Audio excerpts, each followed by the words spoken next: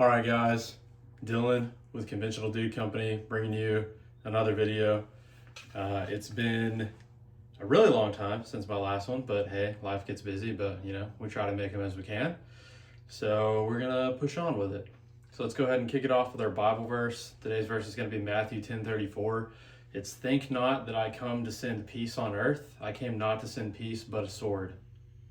So solid verse, again, that's Matthew 10:34.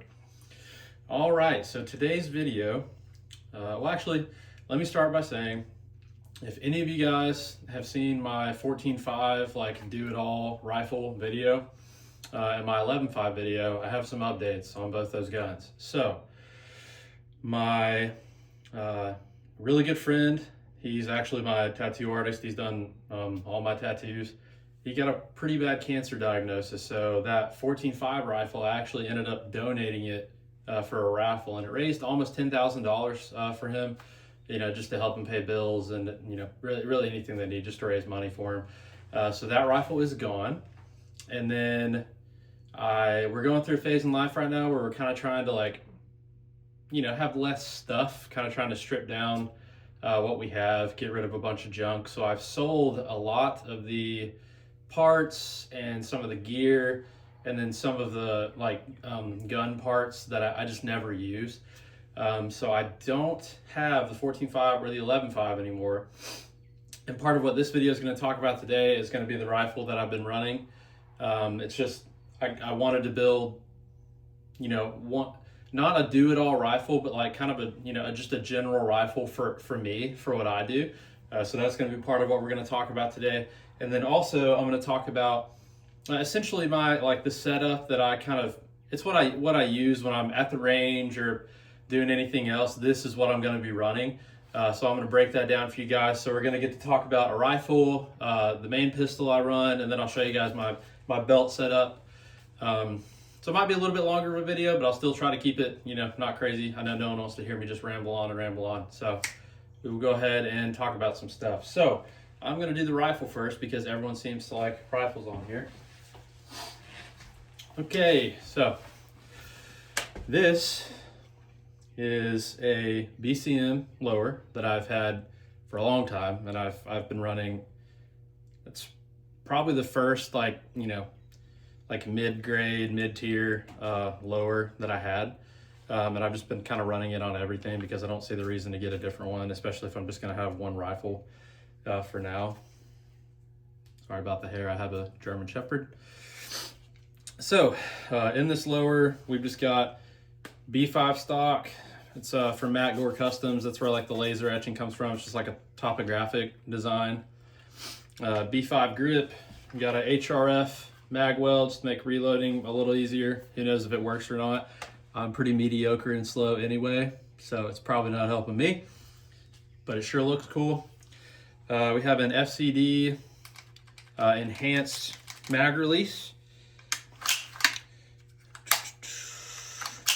Sorry guys, I don't know why I just did that.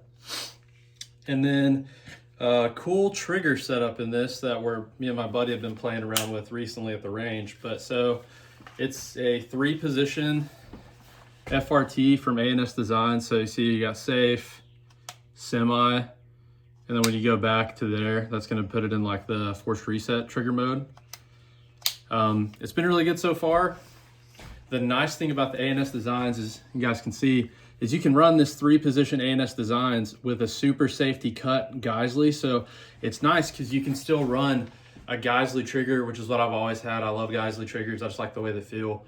So you can still run a Geissele trigger with the FRT. I used to have a Delta Team Tactical, which was fine, but it's a cassette, so you can't like modify the trigger at all. It's just kind of what you got in that cassette. So I like this a lot better, and this is also just, it makes more sense to me because it's, you know, like a normal trigger setup.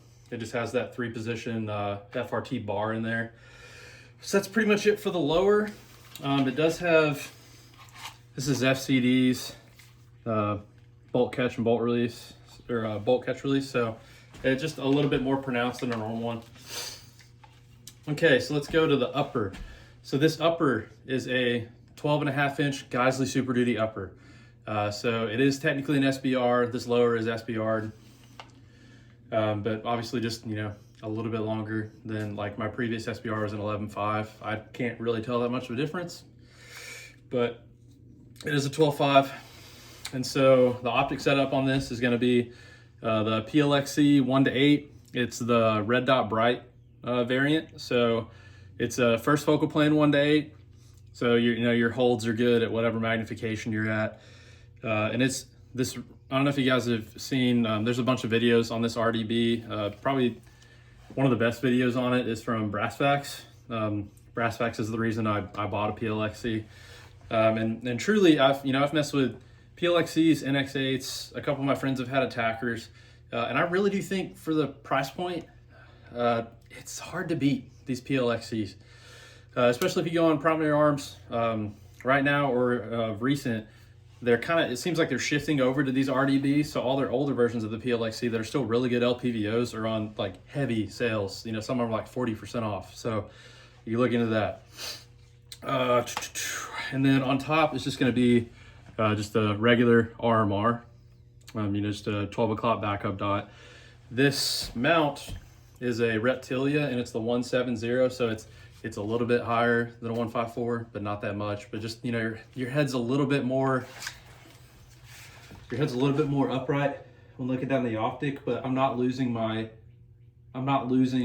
contact with my stock to look through the red dot. So a little bit higher, but not crazy enough to where I lose my, you know, it's a chin weld. It's not a cheek weld anymore, but I've seen some that are so high you kind of lose the chin weld, but I like to still have some contact with my stock. That was a weird jet flyover sound. Hopefully that's not anything bad. So again, this upper, just a full complete Geissele upper. So you have a Geissele rail, Geissele bolt carrier group. It's like the reliability enhanced bolt carrier group. And then you have a Geissele airborne charging handle. And then for accessories on this rifle, we just have some Magwell M-Boost Pro irons. I'm kind of dumb about irons. I like always have backup irons on whatever gun it is. I don't know why, it's just me, you know. So for a laser, this is the SMS Trinity. It's been out for a little while. There's a lot of good videos on this laser. Again, Brassfax has a really good one. One thing I will say about this laser, mine has not had any issues with zero through like being dropped or thrown around or anything, or just shooting in general. But there have been Trinities that have issues, and it seems like most videos I watch, if they have a sample number of 2, one of them will have issues and one of them won't. So it's kind of a toss-up whether I'd recommend it or not. There are some cool features. It's got a good dial for your settings, but it's not very tactile. That could be better. A good slider to adjust like the flood or spot of your illuminator. And you adjust your power levels here. And then I do like that it has a horizontally mounted battery compartment, so you're not getting that like forced back on the battery where it's connected, like where it's contacting. And then this is an aftermarket cover from Fontana. Yeah, Fontana Inc. It's just my original one broke. Go figure. But this is like it's like a $300 or $400 Chinese IR laser, so it's kind of to be expected. And then for a light, this is just a Surefire 340. It's the dual fuel turbo. So it's got a really focused beam and it's really bright for its size. And I don't have any kind of pressure switch or anything on here. I just run everything with my thumb. And I can still like C-clamp it and reach over and hit that if I need to. And then suppressors. If you guys have seen any of my other videos, this is the suppressor that I run on all my stuff. And I just throw it around between all of them, or I did. Like I said, this is my one rifle now. It's a Cat Whitebread 718. It's the Inconel, and it's held up super well. I had an issue with this thing walking off unless I torqued it down with like a wrench. And it's supposed to be QD on this 1/16 thread. So I think if you have to torque it down with a wrench, it kind of defeats the purpose because it's not QD anymore. But so I got a new muzzle device from Cat, and it seems I haven't had as many issues with it walking. I did have one, but I just think I didn't have it on there tight enough, like even by hand. But this thing is like a K size can, like a mini size can, or slightly bigger than like Surefire Mini. But man, the sound suppression and flash suppression on this thing, especially like the sound suppression at the shooter's ear, it is it's quiet for a 5.56. It's obviously, in general, it's still loud, but for 5.56, it's quiet. My good buddy has a 14.5 inch with a Huxworks on it, and it's an awesome suppressor. I really like his Huxworks. I'll probably buy one eventually, but as far as just the noise level, this thing, even he'll say, like when we're shooting and switching rifles off, like this is just quieter. It just doesn't, whatever magic Cat has in this thing to make it quiet and cut down on the flash suppression is awesome, because it really works. And then small accessories on here. This is just a Wiseman Company Hot Pocket. It's just heat mitigation and it works super well, but it's literally just fabric that's wrapped on there. And then I used to always run vertical foregrip on my gun. I kind of got away from it just because, like, I like being able to kind of move my hand around, depending on how I'm positioned. Or if you're putting your rifle on a surface that's not like at a range, like a regular barrier, if it's like a car hood or a tree branch, there's nothing obstructing where you can move your rifle on that. So I kind of got away from the vertical foregrips. And then sling, this is just a BFG a Blue Force Gear Vickers sling. This is like the standard issue Marine Corps sling, and I like Vickers slings because I've ran them so much. And then this is just a Blue Force Gear sling retention. It's literally just an elastic loop, and you fold your sling and slide it up, and it just keeps it from flopping around on you. Okay. If there's anything I forgot on that, or you guys have any questions about the rifle build, just post them in the comments, and I will. I try to answer every comment. Okay, so next thing, and for YouTube, I forgot in the beginning, there's no magazine in this, and it is clear. It's clear. All right, and then so now we're gonna go to that pistol that I pretty much run for everything. I mean, I have other pistols that I concealed carry, slightly smaller ones, but for like range and any kind of duty stuff, this is what I'm using. Again, no magazine, we're clear. All right, so this is a Gen 5 Glock 19 with just a few things done to it. So it has a Johnny Glock's combat trigger in it, so it's like a more heavy, like duty style trigger. It's not super light, but it's very smooth. So love that trigger, and it's more of a flat face. So you can see, this is oh gosh, I will post the brand of this Magwell in the caption, because I completely just spaced on what brand it is. But I like this brand because I've had an SLR Rifleworks before, and the only thing I didn't like about it is if you had an empty mag and it kind of gets hung up in there wasn't a way to like get your finger in there really to dig it out and rip it. But this one actually has a divot cut in the front, so I can still get my finger in there and hook it and pull the mag out.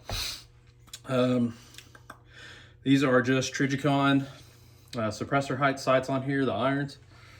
And they have tritium in them in their night sights, but I don't know, night sights are kind of gimmicky to me, but it's what was available when I built this thing, so they've just been on there.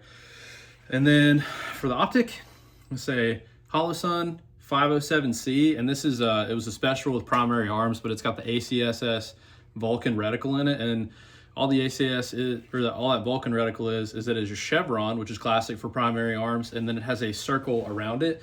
And the nice thing about that on a handgun is, you present, you're aiming. If you see the bottom of the circle, then you're pushing too high up, And if you see the top of the circle, we need to come up a little bit.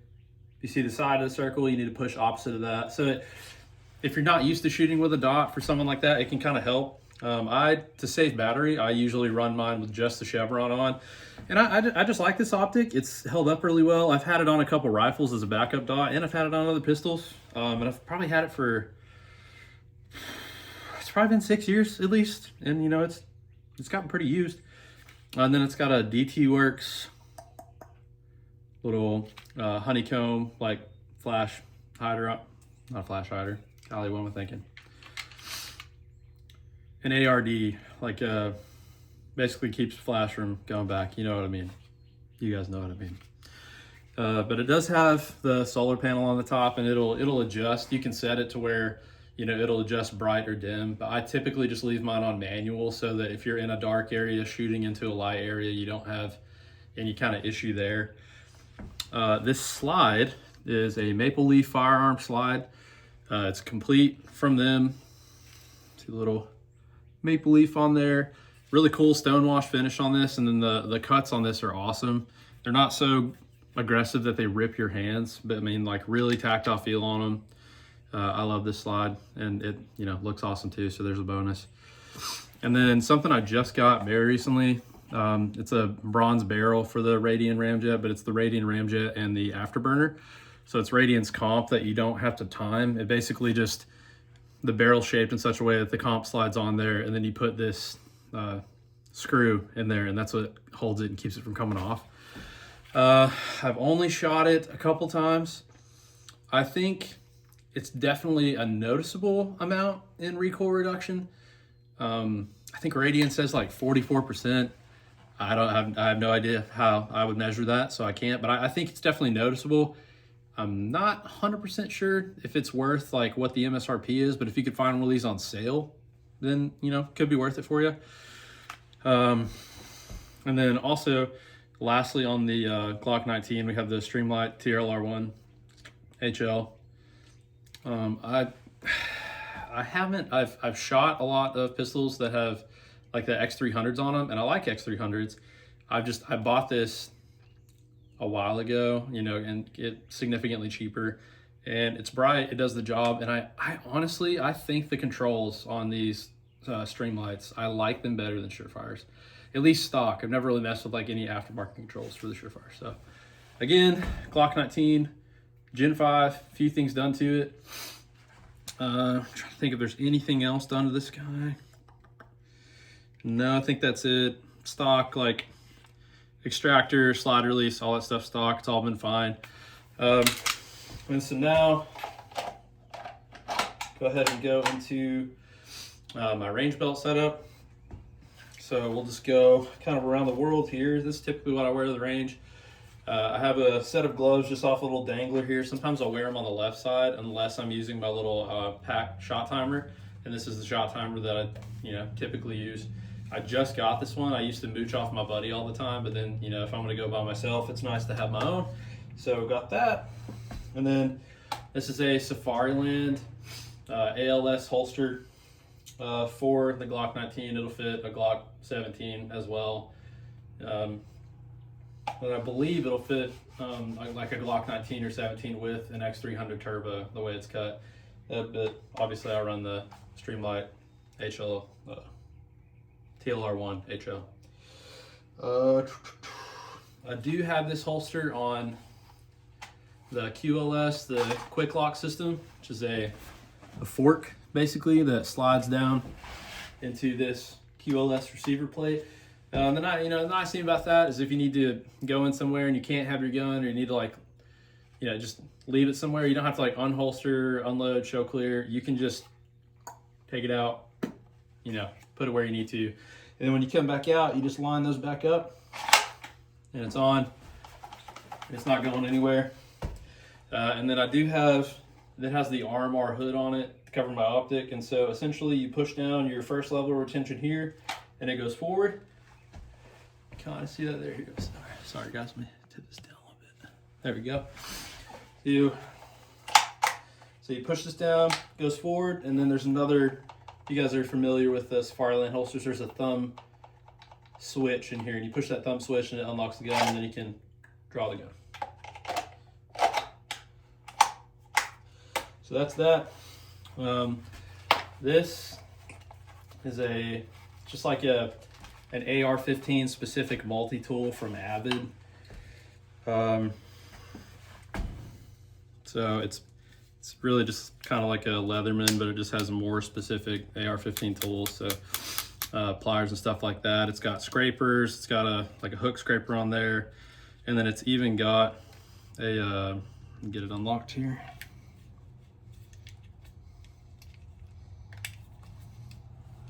It's got a bit driver on it, and then it has a, if you guys can see it right there, has a sleeve of different size bits, like Torx bits, flathead, Phillips, all that. So my philosophy behind this thing is that I used to run a fixed blade knife, like a nice Essie fixed blade right there. and I never used it for anything, but there was a lot of times where I could have used a multi-tool. So I just decided, well, I'll just get a multi-tool and, you know, something that's a little more gun specific. Leave that on there, and it's been a lot more useful. All right. Keep having to adjust this camera, guys. Sorry. So then we'll start over here, just work our way around. So again, that pack shot timer. These are S-Tac mag pouches, and then standard Glock mag, and then this is just a standard Glock mag with it's a Terran tactical extension on it. And then standard 30 round AR mag, again in an S-Tac pouch.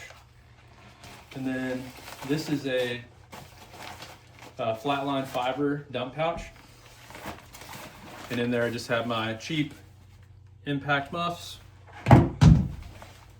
Thing I do like about this flatline fiber pouch is it actually mounts. It is mounted directly behind my rifle mag pouch. You can see it there. And so it doesn't take up any more space on the belt. Then also, it's got these elastic sleeves sewn in. And so it has a sleeve for like a Sharpie or a pen. It's got 2 pistol mag sleeves, and then in the middle it's got a rifle mag sleeve. So you can have more magazines and supplies in your dump pouch, and they're secure. They're not just bouncing around inside the pouch, which is cool. And then you can roll that pouch up and stow it right under your rifle mag. And then take this off. So now back here, it's a flatline fiber pimp pouch. It's whatever they call their kind of IFAK thing. Good IFAK, has shears that are removable without removing the center portion. So you don't have to remove like the med pack. You can just pull the shears out if you need them for something. And then it has their tourniquet dangler, and this is just a regular cat tourniquet with a little Sharpie sleeve, if you guys can see that.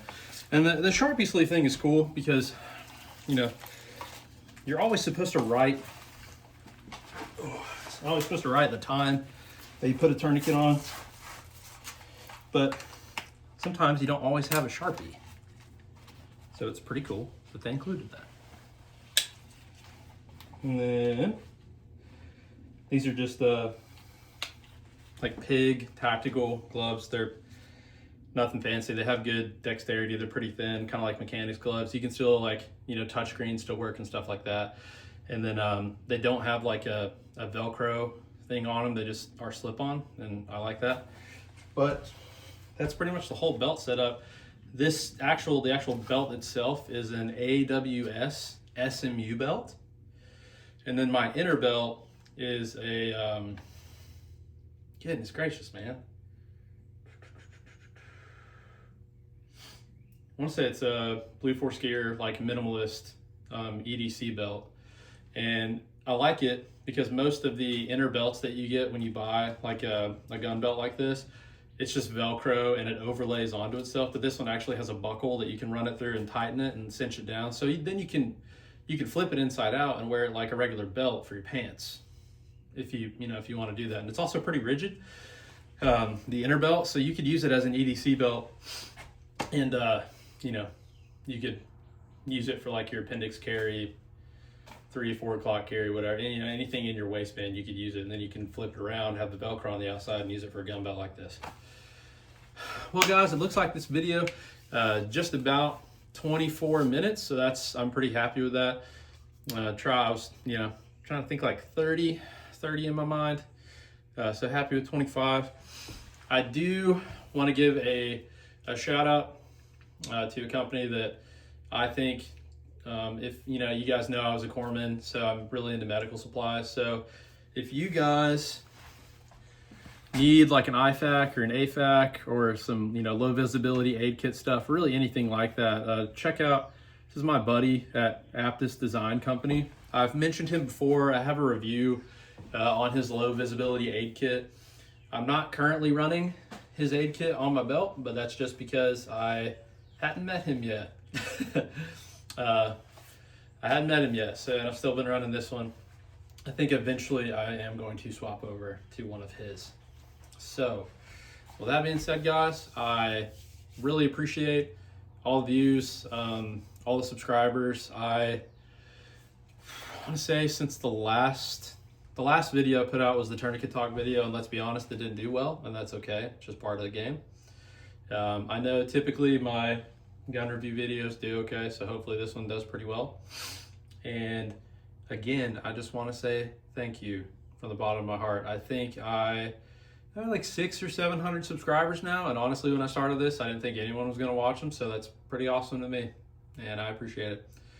And again, if you guys have any questions about anything, life, fitness, meds, guns, anything, just ask them in the comments. I appreciate the engagement. All right. I hope that I can start posting videos more and be more consistent. That is my kind of goal for 26, and I'm not doing well at it so far. So, New Year's resolutions, everybody. You guys have a good one.